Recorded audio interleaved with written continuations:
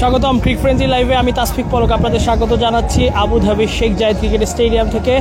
ইতিমধ্যেই বাংলাদেশ এবং শ্রীলঙ্কার মধ্যকার ফার্স্ট ইনিংস শেষ হয়ে গেছে। বাংলাদেশ আগে ব্যাটিং করে খুব জাতা ব্যাটিংয়ের প্রদর্শনী দেখিয়েছে, নিশ্চয়ই আপনারা সেটা দেখেছেন। 10-2 139 রান আগে ব্যাট করে, যেটা আসলে 140 রানের টার্গেট শ্রীলঙ্কার জন্য, এবং বাংলাদেশের ব্যাটিংয়ের যাচ্ছে তাই অবস্থা আরও একবার সামনে চলে এসেছে কিন্তু বাংলাদেশের দর্শকদের সামনে। 0 রানে 2 উইকেট, 2 ওভারে কোনো রান নেই, যেই লজ্জার রেকর্ড যেটা 15 বছর পর আবারও ফিরিয়ে এনেছে বাংলাদেশ। 2010 সালে সর্বশেষ এরকম একটা ঘটনা ঘটেছিল। এই নিয়ে ষষ্ঠবার প্রথম 2 ওভারে কোনো রান ছাড়াই 2 উইকেট হারানোর ঘটনা ঘটেছে এবং বাংলাদেশ সেটার সর্বশেষ সেই ঘটনা ঘটালো। এবং এরকম একটা লজ্জার রেকর্ড কিন্তু বাংলাদেশ ফিরিয়ে আনলেও 2010 সালে সবশেষ ওয়েস্ট ইন্ডিজ এবং জিম্বাবুয়ের মধ্যে ম্যাচে কিন্তু এরকম একটা ঘটনা ঘটেছিল এবং 13 বল পর 13 বলে কোনো রান নিতে পারেনি পাথিরানা কিংবা চামিরা কিংবা তাদের বলের বিপক্ষে বাংলাদেশের ব্যাটারদের নাজেহাল অবস্থা।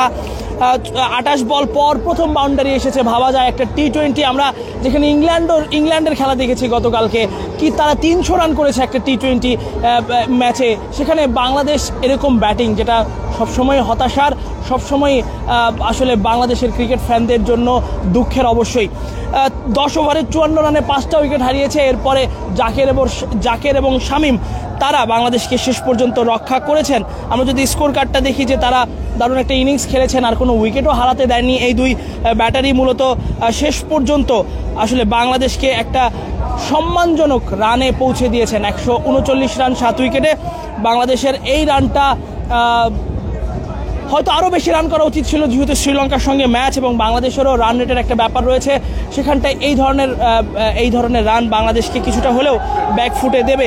ওয়ালটন এখন দেশের সীমানা পেরিয়ে পৌঁছে গিয়েছে 50টিরও বেশি দেশে। ওয়ালটন, ঘরে ঘরে বিশ্বজুড়ে। এবং জাকের আলী অনিকের 41 রানের ইনিংস এবং শামীমের 42 রানের ইনিংসটাকে কৃতিত্ব দিতেই হয়। আমরা বেশ কয়েকজন ফ্যানকে দেখতে পাচ্ছি, তাদের সঙ্গে একটু কথা বলতে চাই। ভাই, কিরকম দেখলেন ব্যাটিংটা? লাস্টের জুটিটা ঠিক ছিল, কিন্তু এরকম ব্যাটিং করছে আজকে, মানে আমরা হতাশ। আর কি বলবো, ওরা বল কি পরিমাণ করতে পারে, যদি ভালো বল করতে পারে হয়তো চান্স থাকতেও পারে। বাইসের কোনো লাইসেন্স না। সেটা কি হলো, কেন বাংলাদেশ 2 ওভারে কোনো রান তুলতে পারলো না, 2টা উইকেট হারাইলো? এটা আমরা বলতে পারি আমরা ব্যাটিং এর ব্যর্থতা, এটা হচ্ছে ব্যাটিং এর ব্যর্থতা। এখন যদি আমরা ইনশাআল্লাহ ফিল্ডিং যদি বোলিং ভালো করতে পারি, ইনশাআল্লাহ আমরা কামব্যাক করতে পারবো। আমরা এখনো আশাবাদী ইনশাআল্লাহ, যদি আমাদের বোলাররা যদি ভালো বল করে ইনশাআল্লাহ জিতা সম্ভব। যেহেতু এখানে আবুধাবির যদি 2-3টা উইকেট ফেলাইতে পারে ইনশাআল্লাহ আমাদের জয় নিশ্চিত। 3 ওভারে যদি 2-3টা উইকেট যদি ওরা ফেলাইতে পারে তাহলে আমাদের জয় নিশ্চিত ইনশাআল্লাহ। সেটা কি সম্ভব? ইনশাআল্লাহ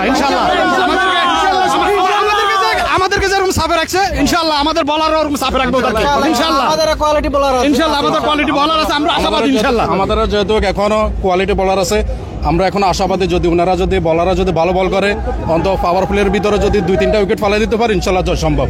আমরা আশাবাদী ইনশাআল্লাহ।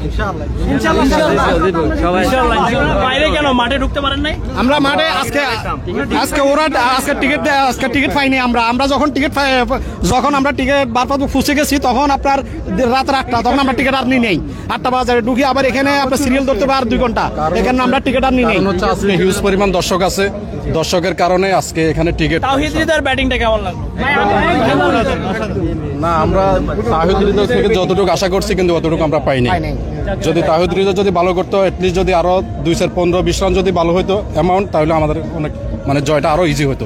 জাকের আলী এবং শামীমের ব্যাটিংটা অবশ্যই অসাধারণ। জাকের আলী শামীমের ব্যাটিং অসাধারণ। 90% জি, ওরা আমাদেরকে যে একটা আশা দিয়েছে 90%, সেটা হচ্ছে জাকের আলী আর শামীম হোসেন পাটোয়ারি। আমরা এখন সকল প্রবাসীরা প্রত্যাশী যারা গ্যালারিতে দেখতেছে, এবং গ্যালারির বাইরে তো হাজারো প্রবাসী আছে খেলার জয়ের অপেক্ষার জন্য। ইনশাআল্লাহ সেই প্রত্যাশা আমাদের আছে, বাংলাদেশ জিতবে ইনশাআল্লাহ। আপনারা আশা করতেছেন যে রান যেটা হয়েছে এটা এই মাঠের মধ্যে অনেক রেকর্ড আছে, এই মাঠের জন্য এনাফ। ভালো একটা স্পিন অ্যাটাক শুরু করতে হবে শেখ মেহেদীকে। শেখ মেহেদীর উপরে ভরসা এখন।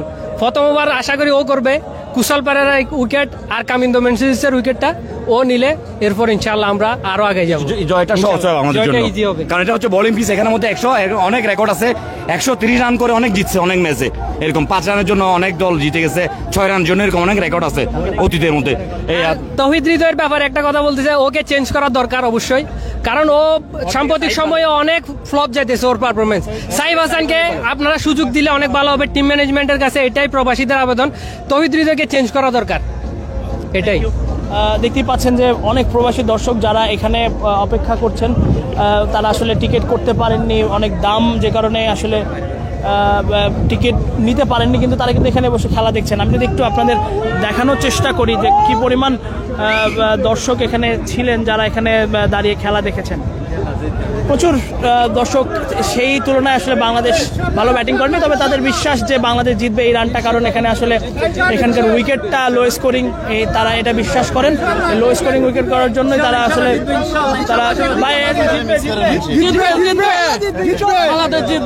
বাংলাদেশ ইনশাআল্লাহ জিতবে, টাইগার জিতবে, এটা আশাবাদী আমরা। আমরা অনেক দূর দূরান্ত থেকে খেলা দেখতে আছি, কিন্তু আমাদের হতাশ হলে তো আমরা কিছু করার নাই, আমাদের যেন হতাশ না হয়, আমরা সাপোর্ট দিচ্ছি ওরা দেখে। আমরা 140 রানের যে টার্গেটগুলো দিছে, ইনশাআল্লাহ আমরা যদি ভালো বোলিং করতে পারি তাহলে আমরা জিতবো, কারণ আশা নিয়ে আমরা মাঠে উপস্থিত হয়েছি। ইনশাআল্লাহ ইন্ডিয়ার জয় হবে।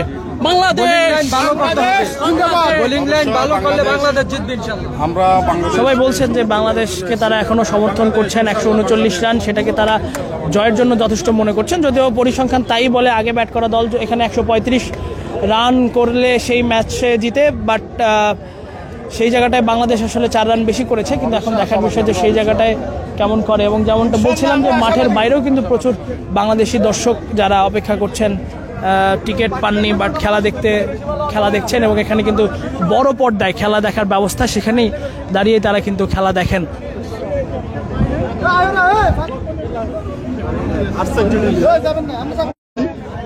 কেমন দেখলেন ব্যাটিং? আলহামদুলিল্লাহ, বাংলাদেশের ফার্স্ট এত কথা বলেন কেন? এদিকে আসেন, কথা বলেন। সেটা বলেন, অবশ্যই বলতে হবে। ব্যাটিং সেটা বলেন। আপনি তো লাইভে নাই। আমি বলি ভাই আপনি বলেন না, কথা বলেন। আশা করি আমরা ব্যাটিং যে জায়গা থেকে আমরা যে ব্যাটিং করছি, আসলে সেই জায়গা থেকে বোলিং ফিস আসলে বোলিং জন্য অনেক কষ্টকর। তাই আমরা যে ব্যাটিং করছি, আগামী যে দিনগুলো, যে আগামী পরবর্তী ম্যাচগুলো আফগানিস্তান যে বিরুদ্ধে যে ম্যাচগুলো হবে, ওটা আমরা উইন হতে পারবো। আজকে যে ম্যাচটা হয়েছে, ইনশাল্লাহ যে টার্গেট দিয়েছে, অবশ্যই আমরা উইন হব। আশা রাখি ইনশাল্লাহ বাংলাদেশ ইনশাআল্লাহ বাংলাদেশ সবাই আসলে জয়ের আশাটাই করছেন, তাদের একটাই কথা যে এই রানেও জয় সম্ভব। এবং আপনাদের বাংলাদেশ যদিও একটা পরিবর্তন নিয়ে নেমেছে এই মাঠে, সেই তাসকিন আহমেদ নেই, বাংলাদেশের পেস আক্রমণে এখন শরীফুল, তানজিম সাকিব এবং মুস্তাফিজ, তাদেরকে অনেক বেশি দায়িত্ব নিতে হবে। শেখ মেহেদি রয়েছেন, হয়তো তাকে আমরা বোলিংয়ের শুরুতে দেখতে পারি। শেখ মেহেদিকে সবথেকে বেশি গুরুত্ব পালন করতে হবে। যেরকম শ্রীলঙ্কার পেসাররা বাংলাদেশকে চাপে রেখেছিল, তারা কোনো ধরনের নিঃশ্বাস নেওয়ার সুযোগই দেয়নি, বাংলাদেশের 2 ওপেনারকে কোনো রান করতে দেয়নি, 2 ওভারে কোনো রান করতে দেয়নি। ঠিক সেটারই পুনরাবৃত্তি কিন্তু করতে হবে বাংলাদেশ দলকে, নতুবা এই ম্যাচটা হেরে আসলে হয়তো বা এশিয়া কাপের স্বপ্নটাই শেষ হয়ে যাবে। কিন্তু বাংলাদেশের যে প্রবাসী দর্শক এখানে যারা রয়েছেন, তারা কেউই আসলে বিশ্বাস করতে চান না যে বাংলাদেশ হেরে যাবে।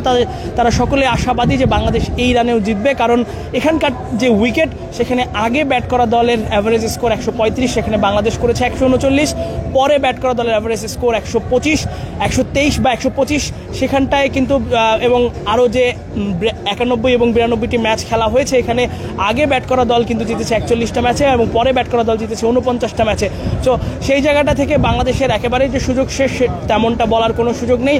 বাংলাদেশ সেই চেষ্টাটা সর্বোচ্চভাবেই করবে যাতে এই ম্যাচটা যে করেই হোক জিতে এই প্রবাসী ভাই, এই প্রবাসী বাংলাদেশিদের মুখে হাসি ফোটাতে। এবং সেক্ষেত্রে বাংলাদেশের বোলারদের বলা হচ্ছে বাংলাদেশের পেস বোলিং লাইন আপটা সব থেকে শক্তিশালী পেস বোলিং লাইন আপ যে কোনো সময়ের তুলনায়। সেই জায়গাটায় বাংলাদেশের পেসারদের দায়িত্ব নিয়ে সেরা পারফরমেন্সটা দেখাতে হবে। এতক্ষণ আপনাদের সঙ্গে ছিলাম আমি তাসফিক পলক, আবুধাবি শেখ জায়েদ ক্রিকেট স্টেডিয়াম থেকে। আমাদের সঙ্গে থাকার জন্য আপনাদের ধন্যবাদ।